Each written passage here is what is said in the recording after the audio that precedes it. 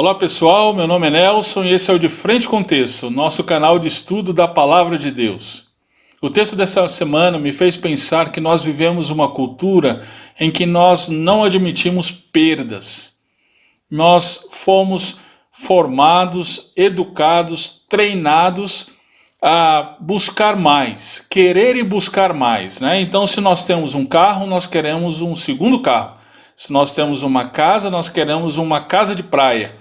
Se nós temos um salário, nós queremos um salário em dobro, não é? Essa é a nossa cultura que vem ao encontro do nosso coração pecaminoso, que nunca está satisfeito com o que tem, não é? E aí nós adaptamos essa cultura à nossa teologia. Nós, quando lembramos e pensamos em Deus, nós queremos que Ele nos satisfaça. Ao invés de nos satisfazer em Deus, nós queremos que Ele nos satisfaça. Acontece que Deus é soberano.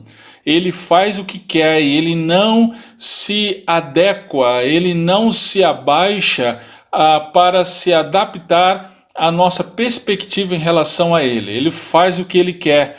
Então, Ele trabalha em nós por meio de sofrimentos, por meio de aflições, de dificuldades, a sua vontade, e a sua vontade é que nós nos pareçamos mais com nosso Senhor e Salvador Jesus Cristo.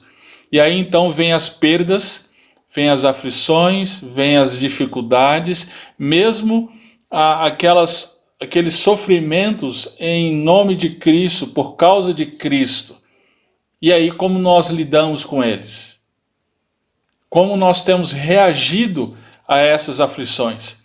O apóstolo Pedro ele vem trabalhando sobre essas aflições, esses sofrimentos ao longo da sua carta. Em todos os capítulos ele menciona a questão do sofrimento, mas especialmente a partir do capítulo 3 até o texto dessa semana, capítulo 4, verso 12 a 19, ele vem trabalhando então a questão do sofrimento e agora vem nos trazer a perspectiva realmente bíblica em relação ao sofrimento. Então vamos lá, vamos ao texto e vamos ouvir o que o Senhor tem a nos dizer. Abra sua Bíblia, 1 Pedro, capítulo 4, verso 12 a 19, diz assim: Amados, não estranhem o fogo que surge no meio de vocês, destinado a pô-los à prova, como se alguma coisa extraordinária estivesse acontecendo. Pelo contrário, alegrem-se na medida em que são coparticipantes dos sofrimentos de Cristo, para que também na revelação de sua glória vocês se alegrem exultando. Se são insultados por causa do nome de Cristo, vocês são bem-aventurados, porque o Espírito da glória, que é o Espírito de Deus, repousa sobre vocês. Que nenhum de vocês sofra como assassino ou ladrão ou malfeitor, ou como quem se mete na vida dos outros. Mas se sofrer como cristão, não se envergonhe. Pelo contrário, glorifique a Deus por causa disso. Porque chegou o tempo de começar o juízo pela casa de Deus. E se começa por nós, qual será o fim daqueles que não obedecem ao Evangelho de Deus? E se é com dificuldade que o justo é salvo, que será do ímpio e do pecador? Por isso, também os que sofrem, segundo a vontade de Deus, entreguem a sua alma ao fiel Criador na prática do bem. Amém. Vamos orar. Senhor Deus, nós queremos te louvar por tua palavra, em especial a primeira carta do apóstolo Pedro, que tanto tem falado conosco. Obrigado porque o Senhor traz a nós a tua perspectiva, a verdadeira perspectiva em relação ao sofrimento. E obrigado porque nós podemos encontrar na tua palavra encorajamento, alento para sermos fortalecidos em meio ao sofrimento. Fala, Senhor, conosco mais uma vez por meio da tua palavra. Em Cristo nós oramos. Amém. Então, vamos ao texto.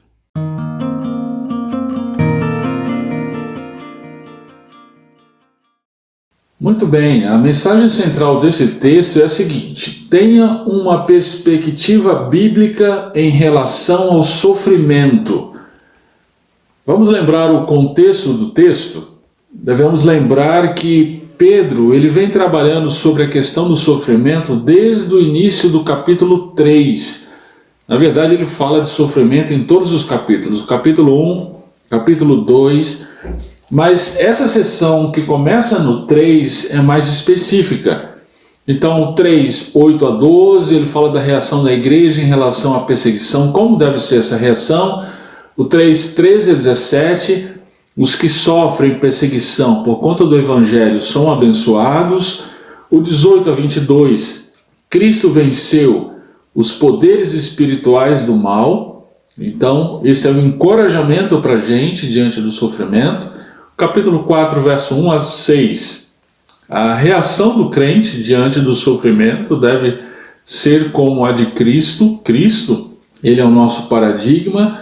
E o capítulo 4, versos 7 a 11, a atitude do crente diante da expectativa do fim de todas as coisas. Esse foi, então, o último texto que trabalhamos na semana passada. Se você ainda não viu, volta lá e dá uma olhada. Então, perceba que esses textos, Pedro vem trabalhando a questão do sofrimento, a perspectiva correta diante do sofrimento. E aí ele vem concluindo, então, agora no capítulo 4, verso 12 a 19, que nós vamos ver agora.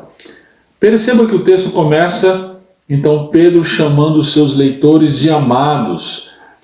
Isso ele já fez antes na sua carta. Agora é a segunda vez que ele chama os seus leitores de amados. A primeira foi em 1 Pedro, capítulo 2, verso 11. Perceba que lá no capítulo 2, verso 11, é o início de uma sessão maior, da sessão maior que termina agora, né? no capítulo 4, verso 12 a 19. Então, é uma exortação que começa no 2 e termina no 4 e é fundamentada no amor aos filhos de Deus que agora são peregrinos, né? Então, é muito interessante o que Pedro então está fazendo aqui. Agora, no verso 12, na sequência, ele diz: não estranhem o fogo que surge no meio de vocês. Né? É uma exortação que Pedro dá aqui aos seus leitores, a nós, para que não estranhemos o fogo. Né? Essa palavra, né, estranhamento, ela também acontece na sessão anterior, no capítulo 4, verso 4. Por isso, falando mal de vocês, estranham que vocês não se juntam com eles no mesmo excesso de devassidão.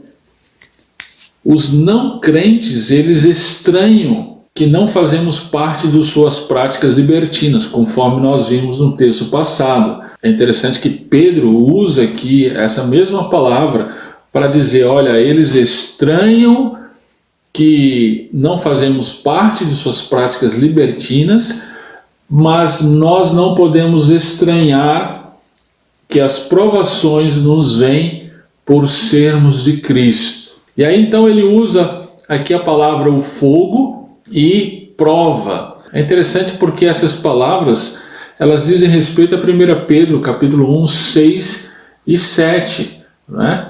Você deve estar lembrado do texto que nós estudamos.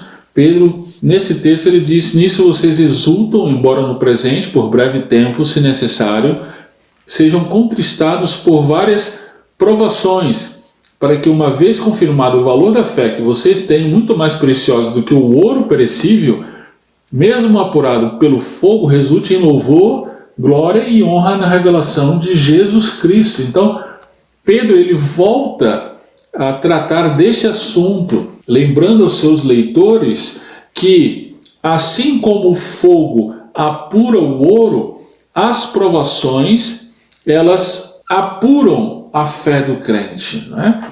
Elas nos fazem amadurecer. Então, por isso não devemos estranhar, porque essas provações, essas aflições, elas nos ajudam a crescer, a amadurecer na fé no Senhor Jesus Cristo.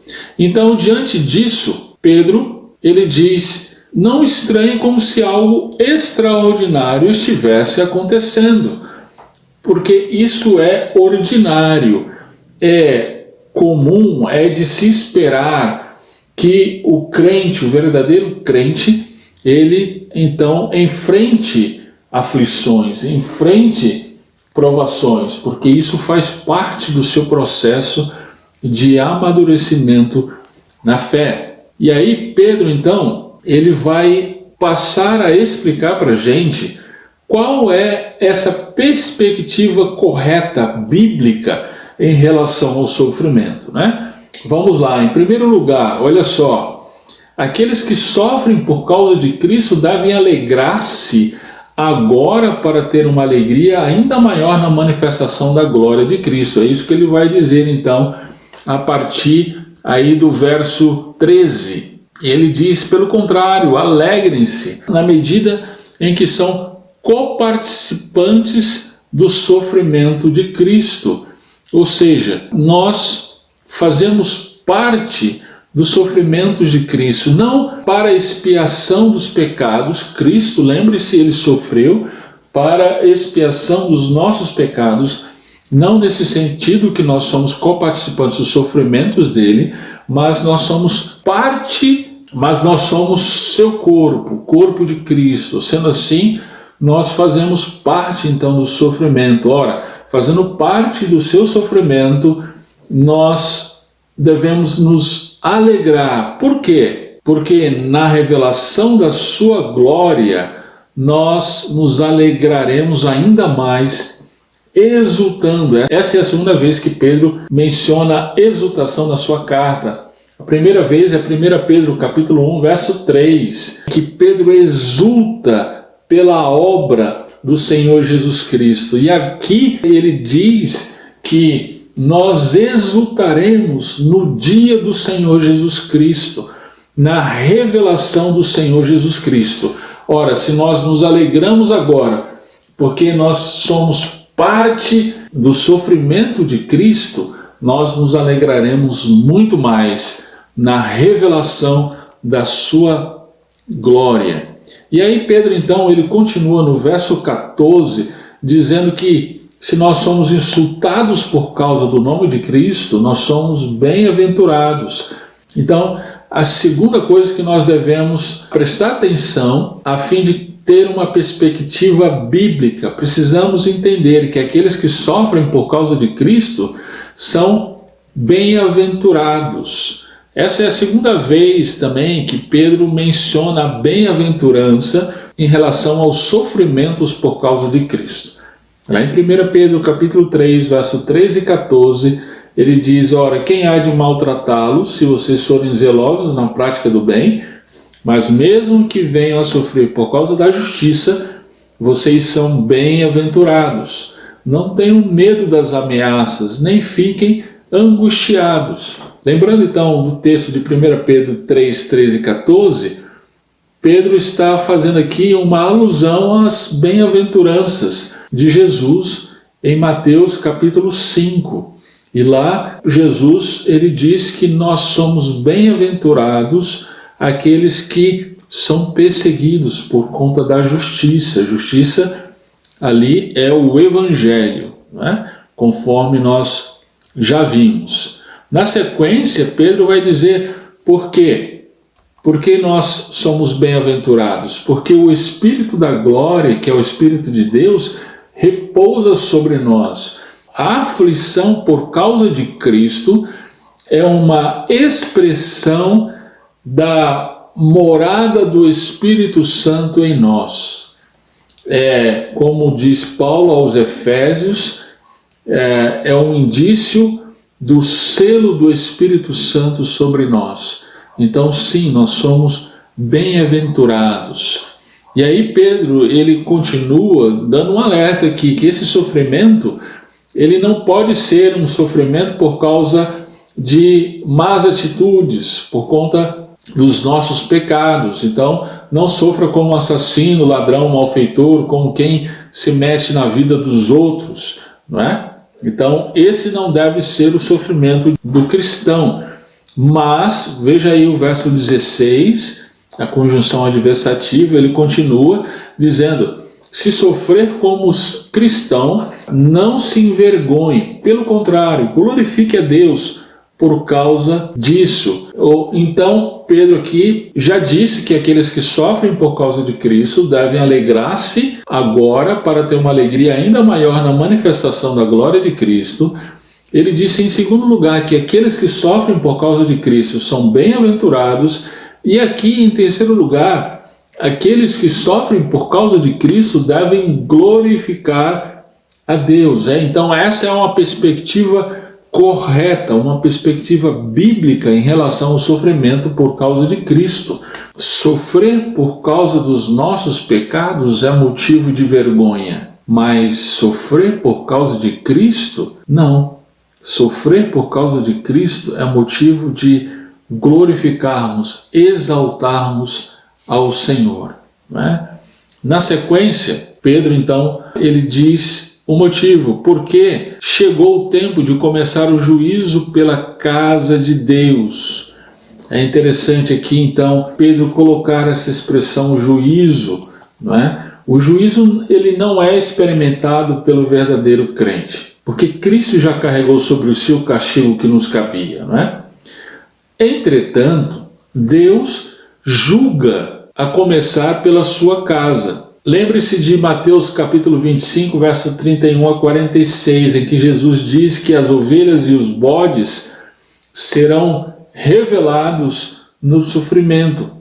O fogo purifica o ouro, mas consome a palha. Deus começa a julgar então pela sua casa, distinguindo entre ovelhas e bodes, ok? Então a partir daí Deus começa a julgar a humanidade com seu próprio povo, para que fique claro quem é de fato de Cristo, ok? Então ele continua dizendo: se começa por nós, qual será o fim daqueles que não obedecem ao Evangelho de Deus? Ora, se Deus ele começa a julgar pela sua casa, separando ovelhas e bodes, então qual será o fim, não é mesmo, daqueles que não seguem o Evangelho do Senhor?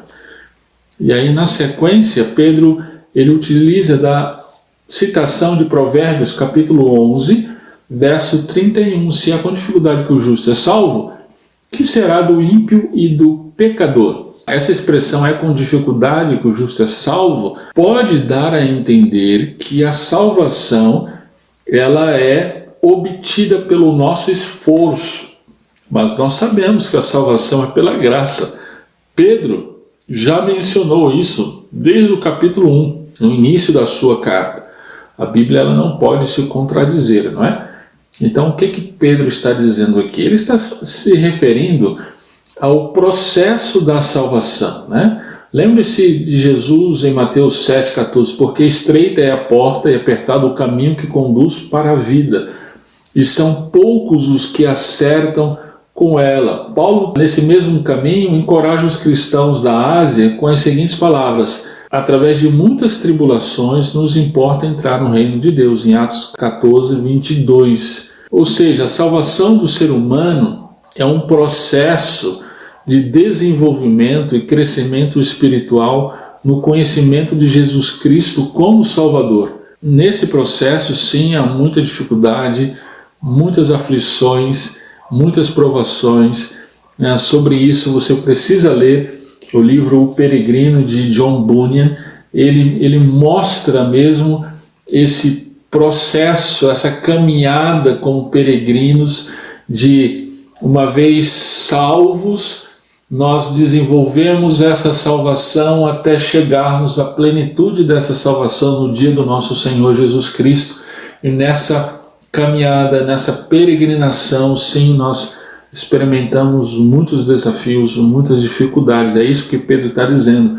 É com dificuldade que o justo é salvo, né? E que será do ímpio e do pecador se é assim, né? Então, no verso 19, Pedro vai justificar o que ele está dizendo.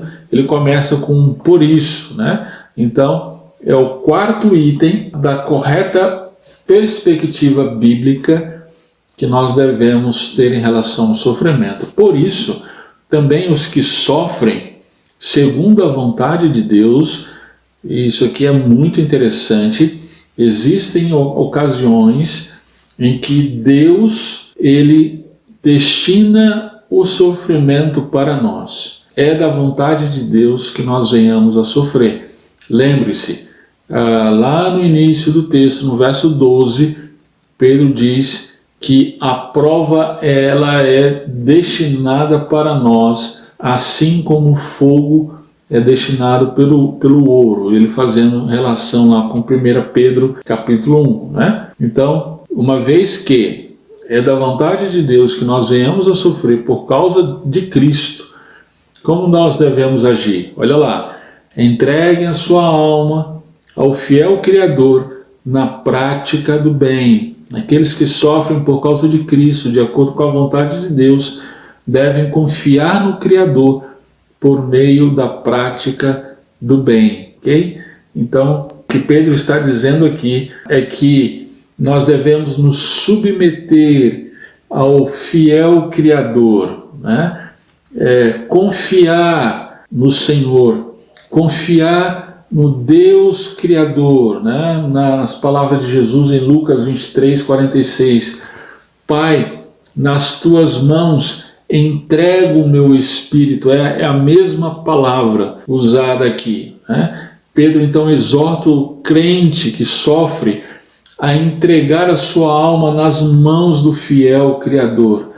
Ele nos encoraja, nos incentiva a confiar nos cuidados do nosso Pai, a confiar nos cuidados daquele que pode todas as coisas, né? E faz todas as coisas de acordo com a sua própria vontade.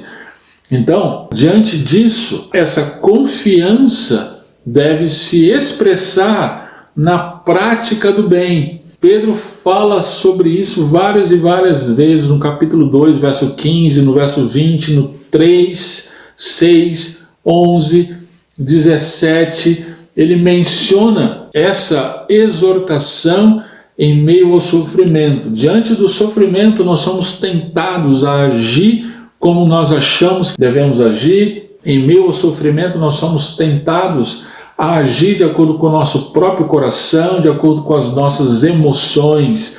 Mas Pedro está dizendo aqui, olha, confia no seu Criador e continue na prática do bem, continue fazendo o que é correto a fazer.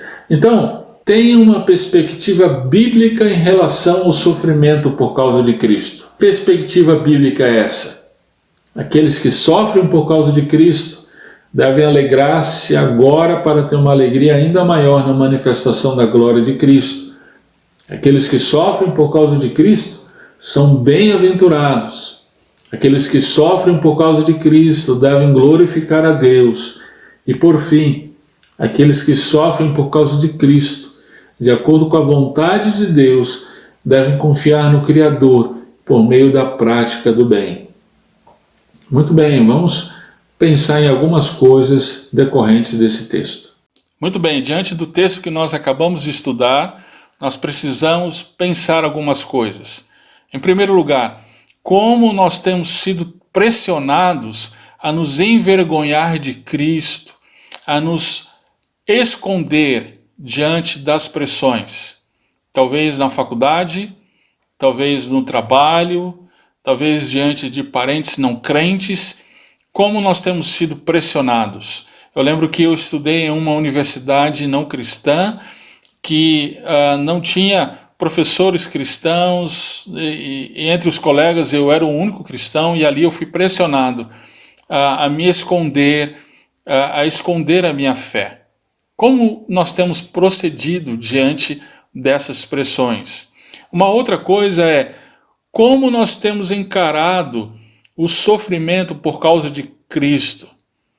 Será que com estranheza ou com alegria por podermos fazer parte dos sofrimentos de Cristo para nos exultarmos, naquele dia?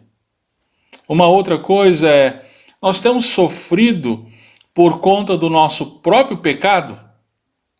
Olha, se esse é o caso, não diga que você está sofrendo por causa de Cristo.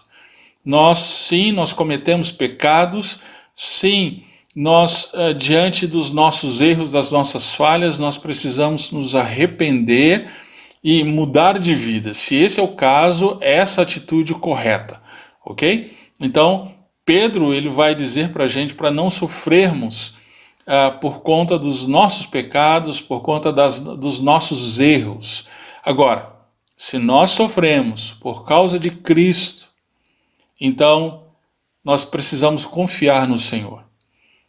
Quanto você tem confiado no Senhor? O Senhor Jesus Cristo, na crucificação, como nós vimos, ele disse: Senhor, entrego a ti o meu espírito. Você tem se entregado ao Senhor?